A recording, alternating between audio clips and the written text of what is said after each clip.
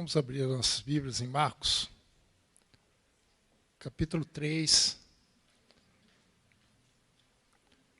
Nós vamos ler do 20 ao 30.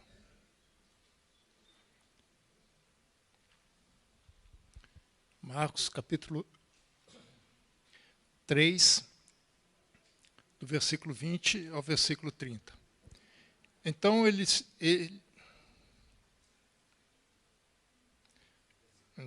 mas é que fechou aqui. Tecnologia. Então ele foi para casa, não obstante a multidão afluiu de novo, de tal modo que nem podiam comer. E quando os parentes de Jesus ouviram isto, saíram para o prender, porque diziam, está fora de si. Os escribas que haviam descido de Jerusalém diziam, ele está possesso de Beelzebu, e é pelo maioral dos demônios que ele expele os demônios. Então, convocando-os, Jesus lhes disse, por meio de parábolas, como pode Satanás expelir a Satanás? Se um reino estiver dividido contra si mesmo, tal reino não pode subsistir. Se uma casa estiver dividida contra ela mesma, tal casa não poderá subsistir. Se, pois, Satanás se levantou contra si mesmo e está dividido, não pode subsistir, mas perece. Ninguém pode entrar na casa do valente para roubar-lhe os bens, sem primeiro amarrá-lo. Só então lhe saqueará a casa. Em verdade vos digo que tudo será perdoado aos filhos dos homens, os pecados e as blasfêmias que proferirem. Mas aquele que blasfemar contra o Espírito Santo não tem perdão para sempre, visto que é réu de pecado eterno. Isto porque diziam, está possesso de um espírito imundo. É uma situação bem complicada, né, irmãos? É interessante que quando a gente conversa com as pessoas sobre Jesus, né, geralmente assim, se você fala com alguém assim, Deus te abençoe, tudo bem. Né? Tranquilo, Deus te abençoe, amém. Né? Alguns até falam isso. Agora, fala Jesus te abençoe. Começa a falar de Jesus, aí a coisa muda. Né? Alguns ainda aceitam, né? Mas aí você pergunta para ele sobre Jesus, né? Ele fala assim, não, eu acredito em Jesus. Mas aí quando você começa a fazer algumas perguntas sobre que Jesus, né? Que ele acha de Jesus, aí eles falam assim, não, porque ele foi um grande mestre. Ele foi um grande sábio, né? Uma pessoa que trouxe assim, uma visão de mundo diferente, né? Espírito iluminado. Né? Hoje principalmente uma dessas religiões, ele fala isso. Né? Jesus é um espírito iluminado. É muito bonito, né? Mas para por aí. Né? Aí eu dá vontade de falar assim, espera um pouco, mas vamos ver o que Jesus falou de si mesmo, né? O que Jesus falou de si mesmo? Jesus falou que ele era filho de Deus, que ele morreu pelos nossos pecados, não sei o quê, não sei o quê. Aí já começa a sair fora. Né? Já começa a dizer, não é bem assim, tal, mas aí tem aquela situação, ou você aceita Jesus do jeito que ele realmente é, ou você tem que negar ele inteiro. Né? Ou seja, ou você aceita Jesus como seu Senhor, como Senhor mesmo, quem ele é, ou então você tem que admitir que ele era um débil mental, um louco, um varrido, um psicopata. Não psicopata não, um psicótico, né? Psicopata é outra coisa. Mas um psicótico, sei lá, alguma coisa desse tipo. Né? E é mais ou menos o que acontece aqui. Eu estava lendo um texto de C.S. Lewis. Não sei quantos conhecem C.S. Lewis, né? Quem escreveu lá as Crônicas de Nárnia. Ele não escreveu só as Crônicas de Nárnia, ele tem muitos outros livros. Né? E ele escrevendo sobre isso, ele é professor de literatura, né? Então ele escreve muito bem, tem uma escrita muito boa. Então, ele falando sobre isso, ele diz o seguinte, assim que Jesus declarou que ele era Deus, o Filho, que ele tinha a mesma natureza de Deus, assim que ele disse, se você me vê ao Pai ou a Deus, não era mais possível para simplesmente designá-lo como um bom professor. Isto não está aberto para opção. Homens bons, sensatos e sábios não fazem afirmações dessa dimensão, tão ultrajante, querendo se comparar a Deus. Uma das três coisas é verdadeira. Ou ele é lunático, ou ele é louco. Né? Eu achei interessante que ele colocou no nível de uma pessoa que pensa que é um ovo cozido. Palavras dele. Ou ele é um mentiroso, em nível tão calculado, inteligente e extremo, que provavelmente não pode ser igualado como um fornecedor de engano. Ou ele é senhor, mas esqueça o absurdo paternalista de que ele é um bom professor. Isto não é uma opção. Ou seja, ou você considera ele um psicótico, um lunático, uma pessoa que está fora da realidade, isso que é o psicótico, né? Ele vive uma realidade paralela, né? Ou ele era um mentiroso, um embusteiro, ou ele realmente era o que ele era. Agora, é difícil acreditar que um embusteiro, um mentiroso, morreria na cruz, numa das piores mortes que existia naquela época, né? Por conta de uma mentira. Né? E mesmo que fosse um louco, né, a gente talvez pensasse assim, mas se fosse um psicótico, alguma coisa assim, você até entenderia. Né? Mas dizer que ele é psicótico ou que ele é um mentiroso e, ao mesmo tempo, dizer que ele é um bom professor, né, a coisa já fica meio fora de si, né, fica meio fora da realidade. Né? Ou ele é uma coisa ou ele é outra, não tem opção. É como ele fala assim, não tem opção. Né? E parece que nesse texto é mais ou menos isso que acontece. Nesse texto há duas situações. Né? Uma é que os próprios familiares dele acham que ele está louco. Né? E a outra situação é que ele é um embusteiro, que aí os fariseus eram embusteiro. Então vamos ver o que acontece aqui. Né? Então, primeiramente, a família dele acha que ele era louco. Veja versículo 20 e 21. Então ele foi para casa, não obstante a multidão afluiu de novo, novamente, lembra que ele estava caminhando pelaquela região. Hoje de manhã o pastor Fernando mostrou a questão da geografia, por onde ele passou, pelas regiões que ele passou, e de vez em quando ele voltava para Cafarnaum. Essa casa dele era em Cafarnaum. Então ele volta para Cafarnaum, e quando o pessoal de Cafarnaum ou da região viu que ele estava lá de novo, todo mundo foi em cima, afluiu de novo. É sempre assim, de novo. Onde Jesus estava, o pessoal se juntava. Né? Parece alguma coisa parecida que acontece no Brasil. Né? De tal modo que ele nem podia comer. A multidão era tão grande, a situação era tão extrema, né? A coisa estava acontecendo ali, que Jesus não conseguia nem parar para comer. E como ele está no plural, não podiam estar no plural, significa que nem ele, nem ninguém comia. Ninguém podia parar para comer. Não tinha nem as nossas cozinheiras famosas, Fátima e a Andréia e outras que, né? Não, vou preparar um lanchinho para vocês. Nem isso tinha condição, porque lá não era cozinha como é hoje. Né? Então, você não conseguiu nem comer, não conseguiu nem parar. Até porque tinha uma multidão tão grande que teria que dispensar toda a multidão, né, para eles poderem comer. Ou então, fazer como Jesus fez por 2 vezes. Né? Vamos dar comida para eles. Né? Mas não era o caso. O que aconteceu, então? Então, quando os parentes de Jesus ouviram isso, saíram para o prender, porque diziam, está fora de si. Está fora de si. Né? Mas é interessante, né, que a situação que Jesus se encontra. Né?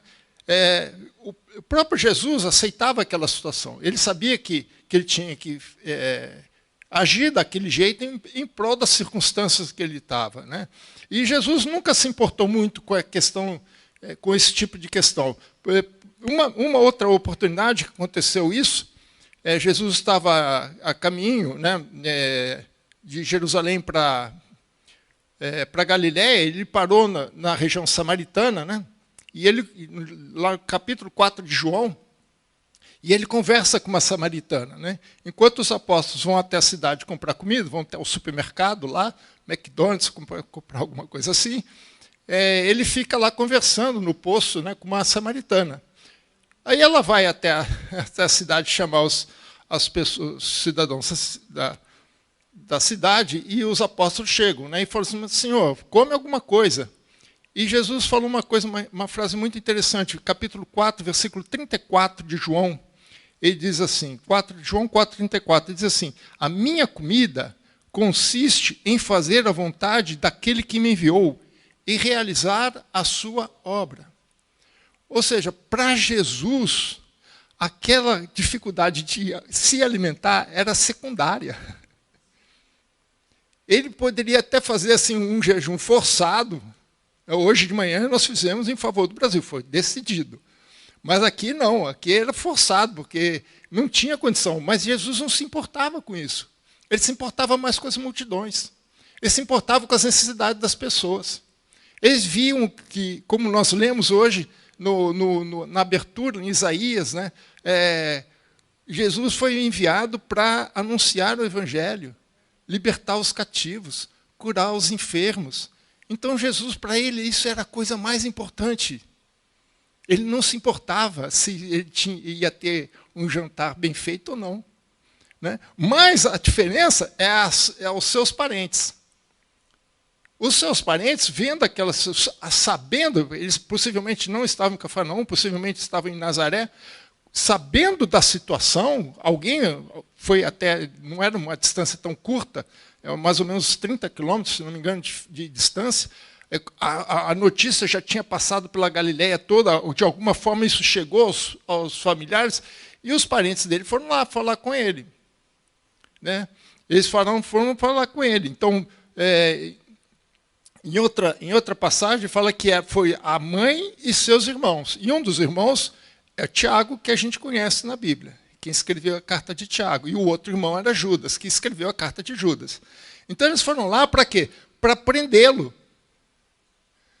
Prender aqui levar em custódia, né? Nesse sentido, né? Por quê? Porque eles estavam achando que ele estava esgotado, que ele não estava conseguindo nem parar. A gente sabe o que acontece quando a gente deixa de comer, né?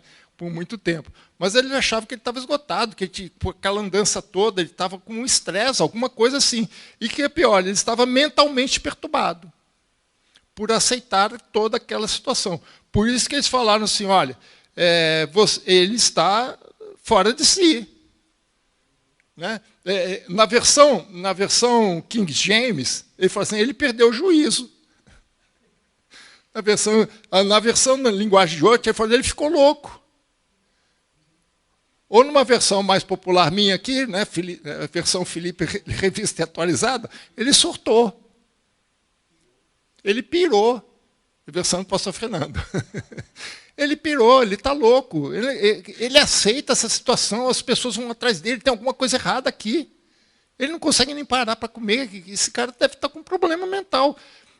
Alguns comentaristas acham, não sei se isso seria verdade, né? Mas alguns comentaristas acham que eles foram lá com a intenção de resgatá-lo, pensando no bem dele. Talvez. Né?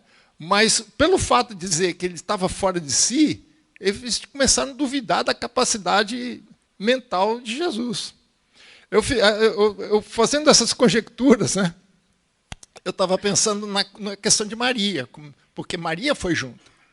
Maria sabia do nascimento do filho, como é que aconteceu.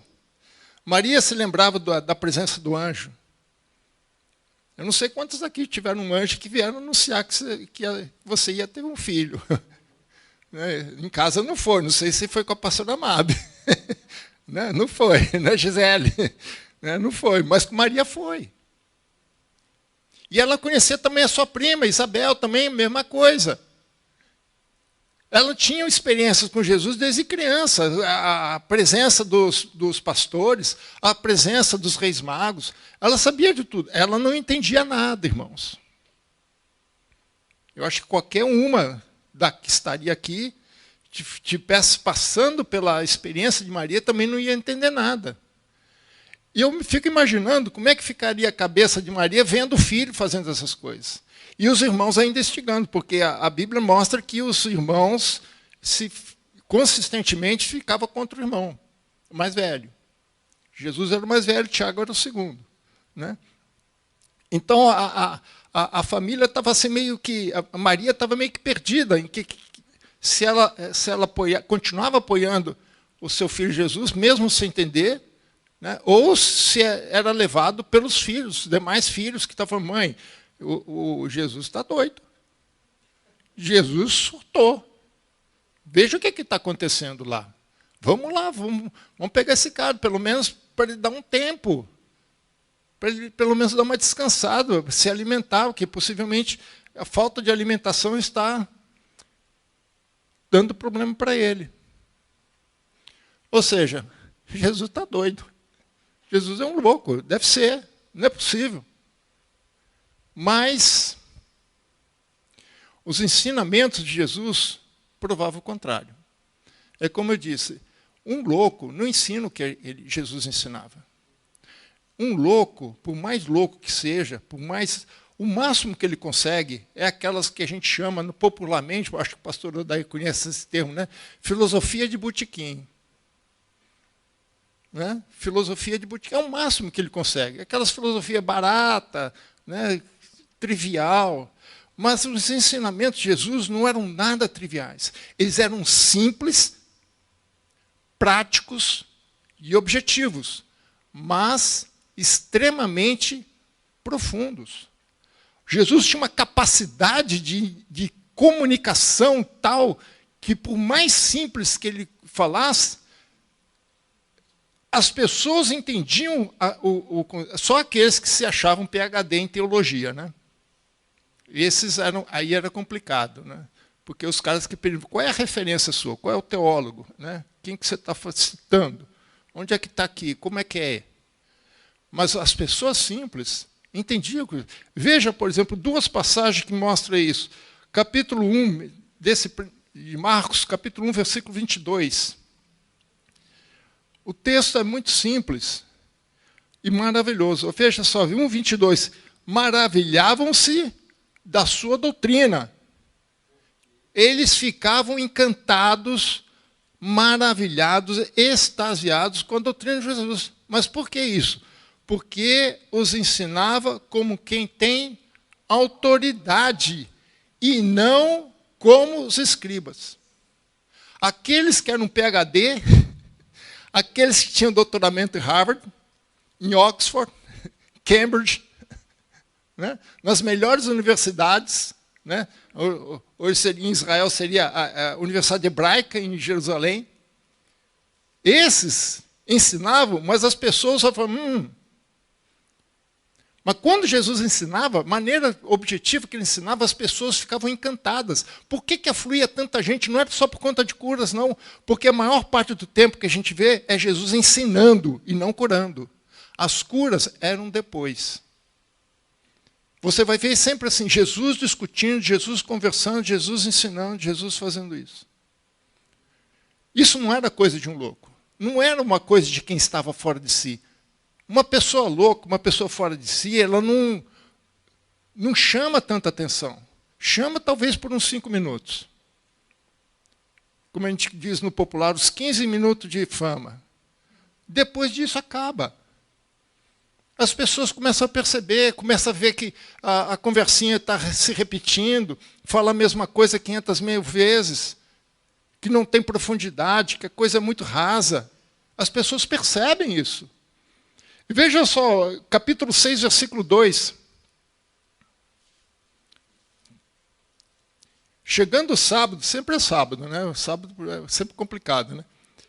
Passou a ensinar, ele está me ensinando de novo, aonde? Na sinagoga, na igreja deles. Né? E muitos, ouvindo, se maravilhavam. De novo, se maravilhavam, dizendo, de onde vêm essas coisas? Como é que o cara saca essas coisas? De onde o cara tira essas ideias? Que sabedoria é esta que lhe foi dada? Como é que um louco tem uma sabedoria desse tipo? Não é à toa que muita gente se encanta com a sabedoria de Jesus. E como se fazem tais maravilhas por suas mãos? Veja, irmãos, primeiramente o ensino, depois os milagres. Admirar a sabedoria de Jesus é fácil. Mas achar que é só isso é pouco, porque Jesus disse quem ele era filho de Deus. Que ele foi enviado por Deus. Ele e Deus eram um. Era por isso que as pessoas achavam que ele era meio louco, blasfemando. Mas como é que você pode achar que ele ao mesmo tempo, tem uma sabedoria que as pessoas não entendiam de onde vinha, se maravilhavam com aquilo? Como é que ele conseguia tirar coisas preciosíssimas para ensinar as pessoas e, ao mesmo tempo, achar que ele é louco? É como disse C.S. Lewis, não tem opção. Se você acha que ele é um mestre, que ele é um sábio, você tem que aceitar ele como de forma integral, não pela metade. Ou ele é louco, ou ele é santo. Ou ele é o que é, ou ele não é nada. Não tem meio termo. Não dá para aceitar metade de Jesus. Então, o primeiro ponto é que as pessoas achavam que ele é louco, mas Jesus está provando pela sua sabedoria, pelos seus ensinos, pela sua doutrina, pelo aquilo que ele conseguia transmitir, transformar as pessoas no seu conhecimento, no seu entendimento do que é Deus. Não podia ser louco. Jesus provava que ele não era louco por seus ensinamentos. Então, outra opção é o quê? Então, ele é um mentiroso, ele é um embusteiro. Ele está enganando. As coisas que ele está falando aí não é coisa de, não vem de Deus, não é de Deus. Normalmente fala, é de Deus, né? Mas esse aqui não é de Deus, né? Veja o versículo 22. E os escribas que haviam descido de Jerusalém diziam: ele está possesso de Beelzebu, e é pelo maioral dos demônios que expele os demônios. Agora complicou a coisa. Assim, isso aqui é tudo falso, isso aqui é mentira. Isso aqui é engano, isso aqui é embuste. Mas para a gente entender essa fala, a gente tem que buscar num outro texto paralelo, em Mateus capítulo 12, para a gente poder entender por que eles falaram isso. Né? Capítulo 12, versículo 22 e 24. Mateus 12, 22 e 24. Então lhe trouxeram um endemoniado. Então, nesse momento que eles estavam em Cafarnaum, que estava todo mundo ali, a casa estava lotada, que Jesus não estava conseguindo comer nem nada, né? Ninguém estava conseguindo tomar um lanchinho, pelo menos, um cafezinho, um coffee break, nada. Né? Levaram um cara lá, um endemoniado. Apareceu lá, né? Trouxeram, levaram um endemoniado para ele. E o que era pior, era cego e mudo. O endemoniado era cego e era mudo. Né? E ele o curou. Veja, irmãos, ele era endemoniado, cego e mudo. E ele o curou, passando o mudo a falar e, obviamente, o cego a ver. Porque, na verdade, irmãos, era o demônio que estava tirando a cegueira, estava dando cegueira a ele. Era uma doença espiritual, não era uma doença física. Era espiritual. Saiu o demônio, saiu a doença. E toda a multidão admirava e dizia: é este, porventura, o filho de Davi? Quando ele fala isso, filho de Davi é um dos títulos messiânicos de Jesus. Isso está relacionado com aquela promessa que Deus fez a Davi, quando Davi queria fazer o templo. Uma casa para o Senhor. E Deus falou, é aquele jogo de palavra que Deus faz, né? Falou assim, você não vai construir uma casa para mim, mas eu vou construir uma casa para você. e o teu descendente vai construir a casa para mim. Opa! E veja só, é o descendente, não é um descendente. É o descendente. Então, eu vou construir uma casa para você, e da sua casa sairá o descendente que construirá a casa para mim. Obviamente não era Salomão. Davi sabia disso. É lógico que tem mais coisas aí que Deus falou com Davi, né? Mas o povo sabia, entendia isso. Por isso que eles perguntam, será que ele é o filho de Davi, o prometido por Deus? E, na verdade, o templo não era o templo que foi destruído, né, em 70, né, construído por Salomão e destruído em 70. O templo está aqui. A igreja é o templo vivo. Né? Aquilo lá é de pedras, aqui é de carne. Né? Nós somos o templo. Então eles perguntam assim, será que ele não é o Messias? É isso que eles estão se perguntando. Será que não é aquele prometido por Deus? Será que não é ele que cumpre as profecias, como nós lemos hoje? E eu gosto muito de Isaías, terminei Isaías outro dia, que eu estou lendo a Bíblia, fazendo o ano bíblico, né? Passei por Isaías, estou agora em Jeremias. Isaías fala muito de Cristo, é o profeta messiânico, que fala do Messias, é o Evangelho. E como ele fala de Cristo, do seu poder, da sua glória, da sua manifestação.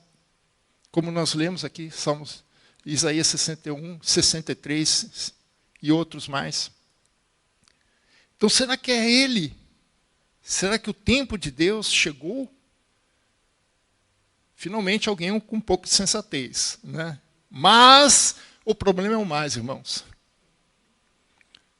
O problema é o mais. Né? Mas os fariseus... Veja, irmãos, que é interessante. As pessoas simples conseguiam entender Jesus, os caras lá em cima não. Semana que vem o pastor vai falar sobre os apóstolos, vocês vão ver que interessante. Vocês vão depois ver que interessante. Não percam os próximos capítulos, irmãos. Não percam, semana que vem vai ser emocionante ouvir sobre os apóstolos. Né? Então, mas os fariseus, aqueles que tinham descido de Jerusalém, os PhDs, os MS5, 6 da Unicamp, da USP, da Unifesp, sei lá de onde. De todas as universidades mais chiques do mundo. Esses fariseus, conhecedores da lei, que sabiam de tudo, ouvindo isso, murmuravam. O cara que curou um cego, curou um endemoniado, e os caras ainda estão reclamando, murmurando, irmãos. Ai, que coisa triste. Murmuravam, este não expele demônios, senão pelo poder de Beelzebul, o maioral dos demônios. Esse cara é um embusteiro. Esse cara é um falso, mentiroso. Ele não é nada de Deus. Não é de Deus. Enquanto os simples conseguiam ver as maravilhas de Deus, os outros não. Para os escribas, Jesus era um embusteiro, era um enganador. Por que isso, irmãos? Paulo mesmo reconhece. Paulo lembra que Paulo foi fariseu. Né? A nossa teologia é baseada na teologia farisaica, mas não o farisaísmo da prática, mas da teologia. Né? Veja que Paulo fala em 2 Tessalonicenses 2,9. 2 Tessalonicenses 2,9. Que o aparecimento do iníquo é segundo a eficácia de Satanás, em todo poder e sinais, e prodígios de mentira. Né? Fake news. Né? Fake miracles. Né? Prodígios de mentira. É isso que eles estavam falando de Jesus. Olha, isso aqui é tudo mentira.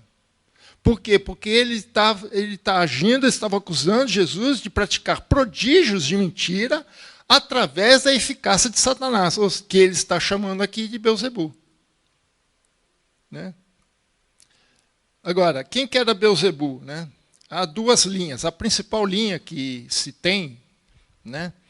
Que esse Belzebu, no grego, ele tem duas grafias, ele tem duas maneiras de escrever. Ou com UL no final, bu, com L no final, ou bub, com B no final, mudo, né?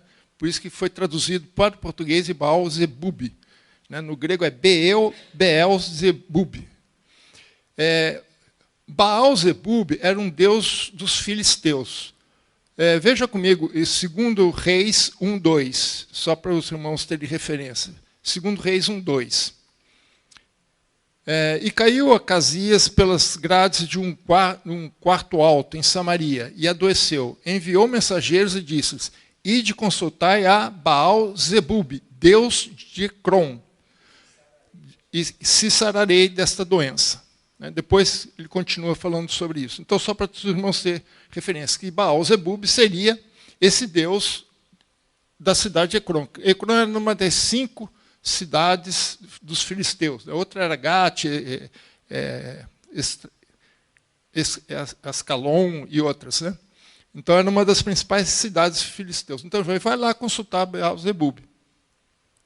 Essa é a versão mais aceita. Né? Existe uma segunda versão, menos aceita, mas também que se referia a uma divindade babilônica, chamada Bel, né? Que está lá em Jeremias 51:44, né? Que ele fala: castigarei a Bel na Babilônia. Né? Então, pode ser um ou outro. Eu acho que talvez o primeiro seja mais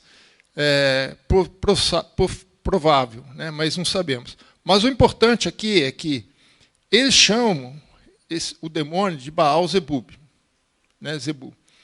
E o significado dele é senhor da casa. O significado seria senhor da casa.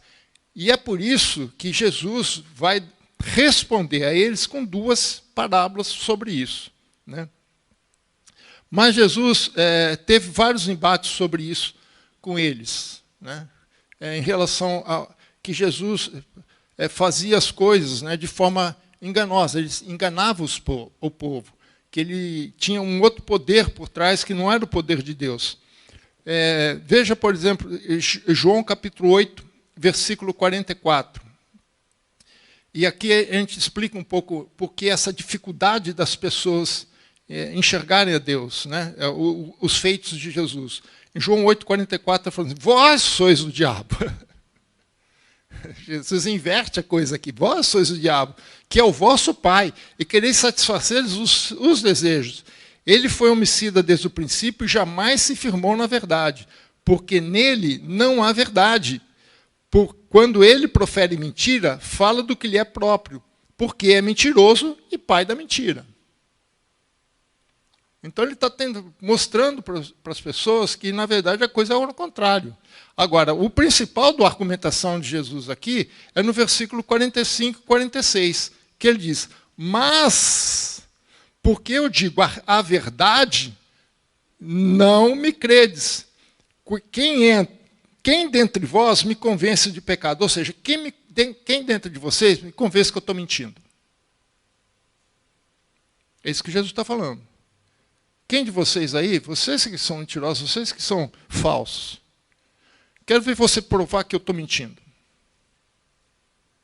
Vocês não vão conseguir, porque o pai de vocês é o diabo, e não o contrário. Né? Quem dentre vós me convence de pecado? Se digo a verdade, então por que razão não me credes? Isso que acontece no mundo hoje. Né? E é interessante que o fato, a realidade é que é mais fácil as pessoas acreditarem numa mentira do que numa verdade. Esse que é o problema. Porque estão cegos. Às vezes a gente conversa com pessoas, você mostra a realidade, mostra a verdade, a pessoa não vai. É por isso que as pessoas acham Jesus muito bonitinho nos seus ensinamentos, mas não acreditam que ele seja... Porque eles não têm, eles preferem acreditar na mentira. É mais fácil. Né? Agora, Jesus prova que ele não era falso através dos seus milagres. Através do que ele faz. Como é que um cara consegue curar um endemoniado? Mas a acusação aqui vai mais longe, né? Aí Jesus responde essas acusações. Você expulsa por Beelzebul. Aí Jesus responde com duas parábolas.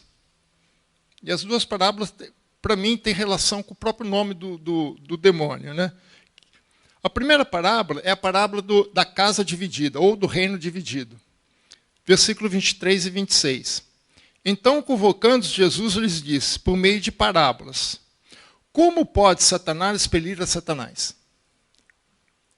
Como pode? Né? Se um reino estiver dividido contra si mesmo, tal reino não pode subsistir. Se uma casa estiver dividida sobre si mesma, tal casa não poderá subsistir. Se, pois, Satanás se levantar contra si mesmo, está dividido. Não pode subsistir, mas perece. Ou seja, Satanás, expelir Satanás, isso tem lógica. Faz sentido. Olha, a ignorância daquelas pessoas era tão pequena que os caras não sabiam nem o que estavam falando. E Jesus mostra isso para ele. Como é que o Satanás pode expelir Satanás? Quer dizer, Satanás não iria trabalhar contra si mesmo. Como é que Satanás vai expelir ele mesmo? Não tem jeito. Eu vou me expulsar daqui. Vocês vão pensar assim, o pastor Felipe surtou. Acho que quem está fora de si é ele. É ou não é? Então, parece que é eles que estavam surtados, né? E quando ele fala de dividido, é interessante que a palavra, em grego, dividida assim, inteira em partes. Mas um dos significados, né, que essa palavra tem é separadas por facção. Separada por facção. Isso que é um dos significados da palavra. Ou seja, se você está separado por facção, cada facção tem um líder, certo? Então, se uma casa está dividida, o que ele está dizendo é o seguinte, se a casa está dividida, é porque aquela casa tem facções ali dentro. Ora, se ele é senhor, se ele é o maioral, e a casa está dividida, então ele não é o maioral. Porque tem alguém lá dividindo a casa. Então tem alguma coisa errada aí na sua lógica. Ou ele é maioral ou ele não é. Se é maioral, a casa não pode estar dividida. E ele não pode expulsar ele mesmo. E aí, como é que fica?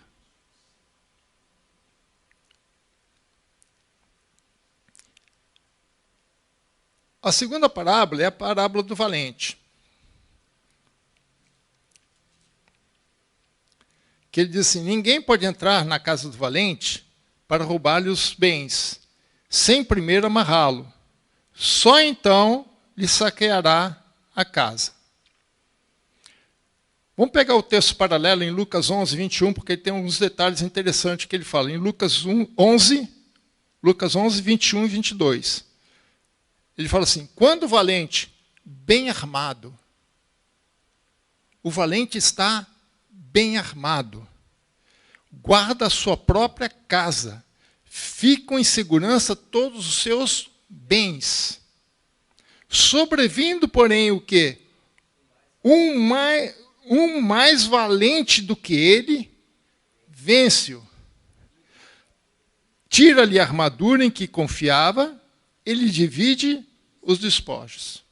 A palavra valente, que ele traduz aqui por valente, em outros textos, ele é traduzido por forte. Alguém forte. Então, valente é uma pessoa forte.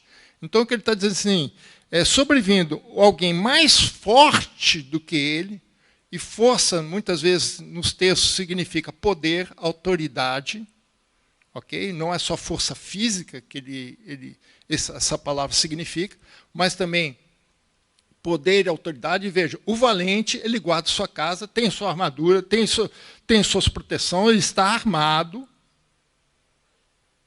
guardando os seus bens.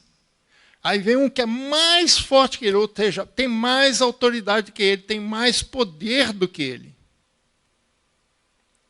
E lá no texto de Marcos, ele fala assim, ele fala que ele o amarra. Né? E tem que amarrar, porque se ele não amarrar, o outro também é valente, o que vai acontecer? Na primeira bobeada, ele escapa e reverte a situação. A primeira coisa que um policial faz quando pega um bandido é colocar a algema. E com a mão para trás. Nem na frente pode ser, tem que ser atrás, porque se for na frente, ele também tem condição de reagir. A algema tem que ser atrás, por proteção do policial e de todos que estão ali. Porque senão o cara, com a mão na frente, ele está solta. Então não é à toa que eles amarram para trás. É para imobilizar qualquer tipo de reação daquilo. É o que ele está dizendo aqui. Então o ladrão precisa ser mais forte que o valente da casa e amarrá-lo para poder roubar. Senão ele não consegue. Então, expulsar demônios, que Jesus está dizendo aqui, que se expulsar demônios é entrar na casa de Satanás e roubar-lhe os bens. Quem que são os bens? As pessoas que estão possessas. Lembra que a situação é que Jesus tinha acabado de libertar um possesso. Né? Nesse texto tem aí capítulo 12, versículo 22. E para os seus irmãos entenderem isso, hoje de manhã o pastor citou, e eu vou citar aqui também, para os irmãos entenderem, Lucas 13, 16. Lucas 13, 16. Veja só, esse texto deixa claro isso. Né? Lucas 13, 16. Por que motivo não deveria livrar desse cativeiro? Falam de cativeiro, a pessoa que estava presa. Né? Em dia de sábado, esta filha de Abraão, a quem Satanás trazia presa. Há quanto tempo? 18 anos. É uma cura que Jesus faz no sábado, uma mulher que tinha problema de saúde. Né? Então ele falou assim, olha, essa mulher estava... A doença dela também era espiritual. Ela não tinha pecado, irmãos, mas tinha doença espiritual. E ele falou assim, tem que livrar desse cativeiro, isso aqui é um cativeiro. Né? Satanás trazia ela presa por 18 anos. E você acha que Satanás vai deixar as pessoas entrar lá de qualquer jeito, tirar as coisas dele?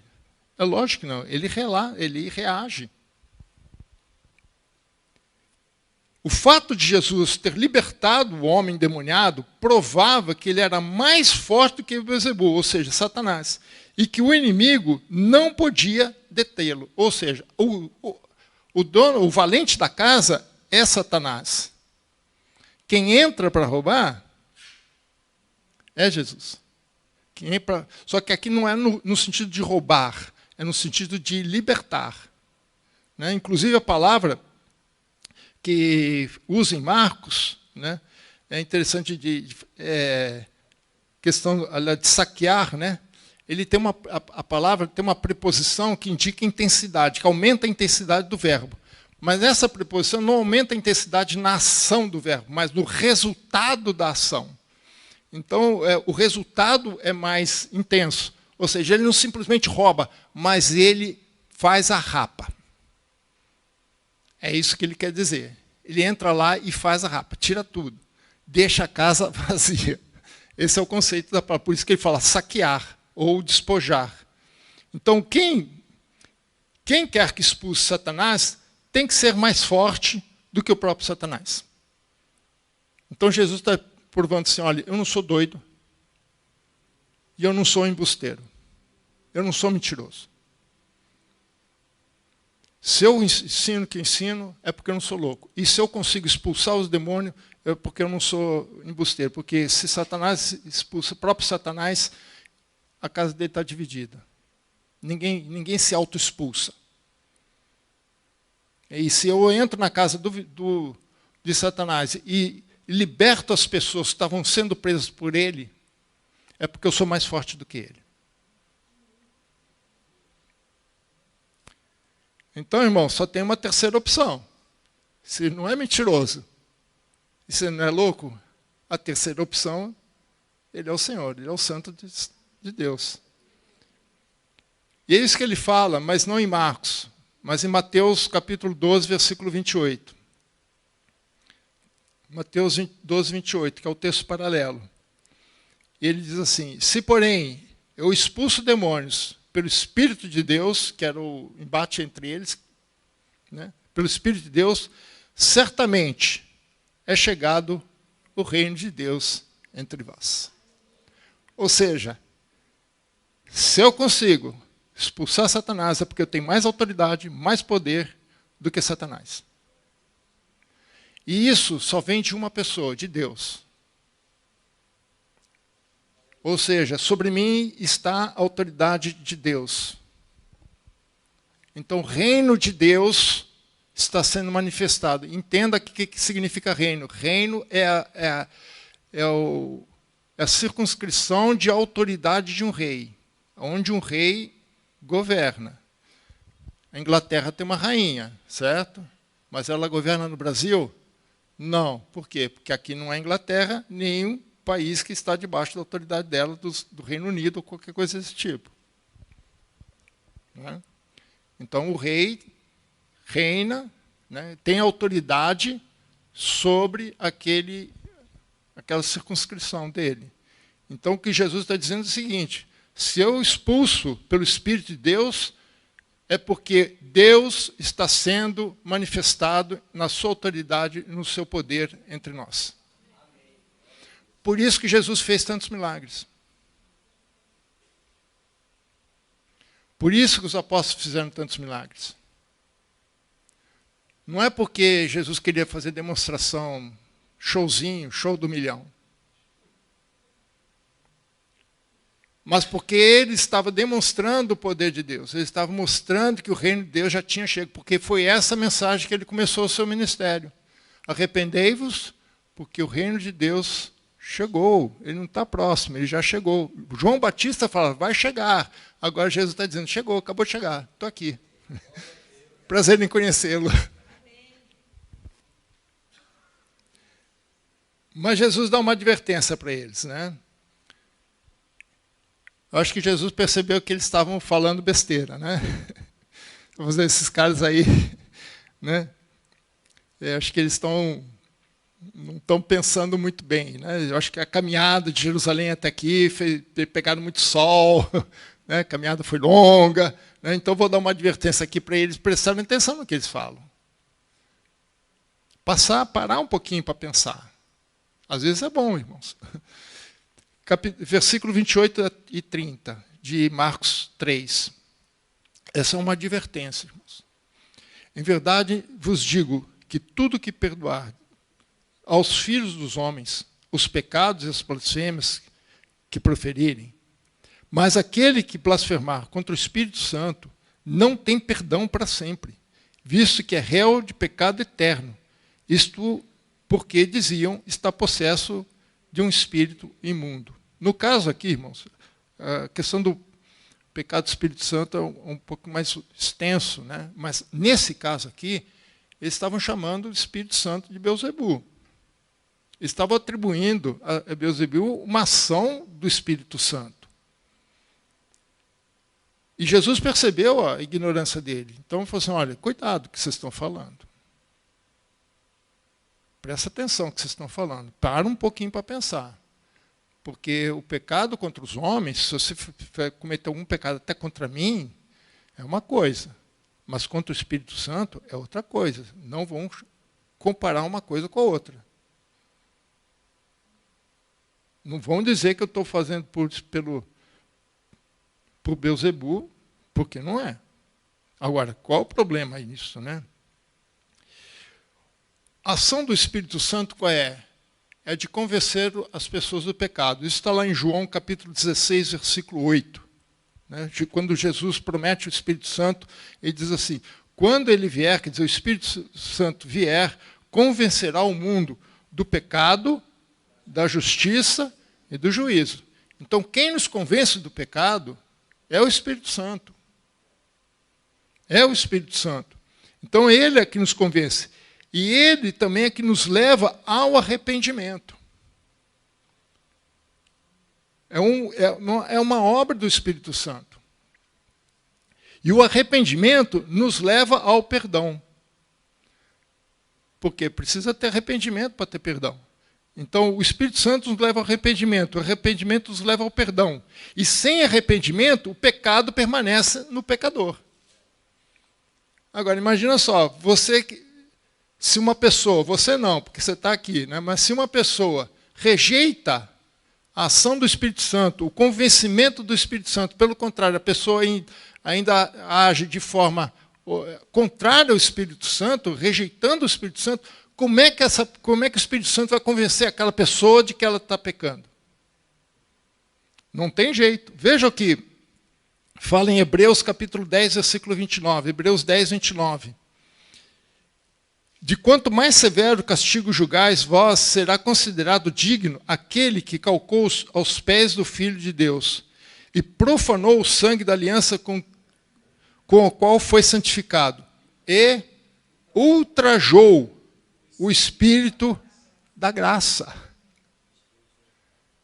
Veja, o texto de Hebreus é muito forte, irmãos, porque ele fala assim, mais severo castigo.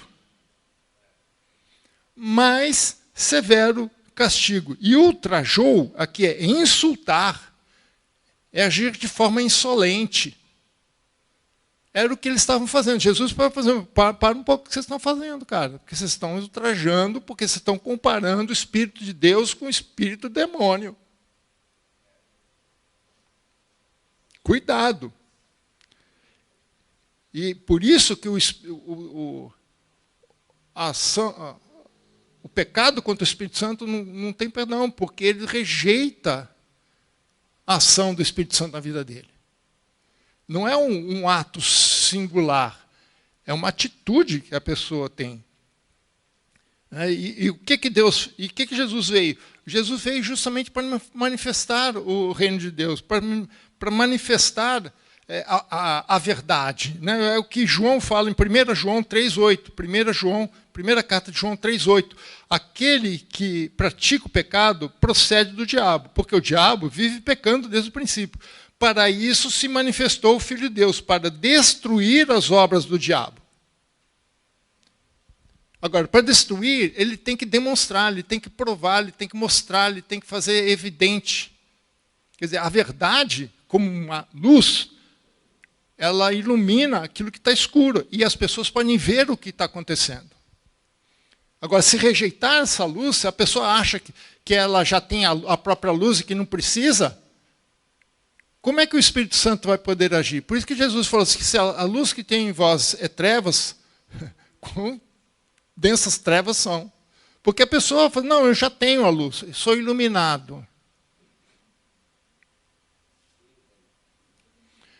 Como é que o Espírito Santo vai poder agir? E Jesus veio justamente isso, ele mostra a obra de Satanás e mostra a obra dele. E ele prova que, olha, a minha é maior. Eu vim destruir. Então, o pecado que ele estava falando é justamente isso, que eles estavam chamando o Espírito Santo de espírito imundo. Né? E ao expulsar os demônios, Jesus demonstra uma autoridade maior do que Satanás.